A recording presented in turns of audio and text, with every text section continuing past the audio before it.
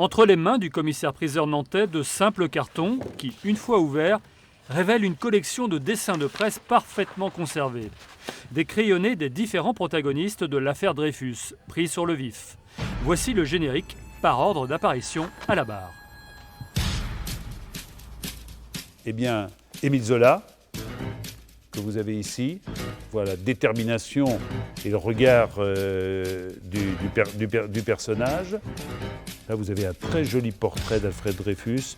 On voit un personnage très émacié, mais il revient de plusieurs années de bagne. Et puis, bien sûr, Jean Jaurès, qui lui aussi va être un des défenseurs et de Zola et de Dreyfus. Là, on voit tout de suite une représentation du tribun. Madame Dreyfus, j'aime beaucoup ce portrait.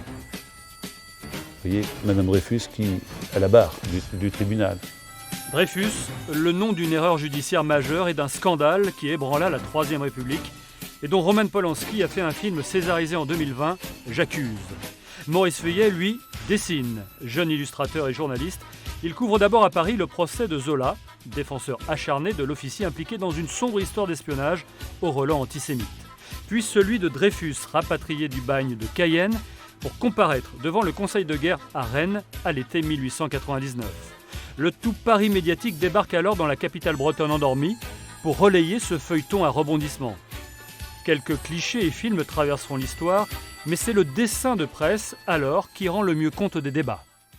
Maurice Feuillet était plutôt dreyfusard ou anti-dreyfusard? Je pense qu'à l'époque, il n'était ni l'un ni l'autre. Il a vraiment fait un travail de journaliste, ce qui à l'époque n'était pas facile, parce que vous étiez, je dirais, c'était très difficile d'avoir de la distance et de la hauteur.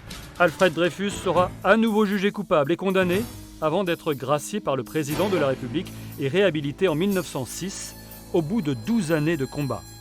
Maurice Feuillet poursuivra une brillante carrière dans la presse, au Figaro artistique. Ses dessins d'époque, estimés entre 200 et 1200 € pièce, intéresseront les musées.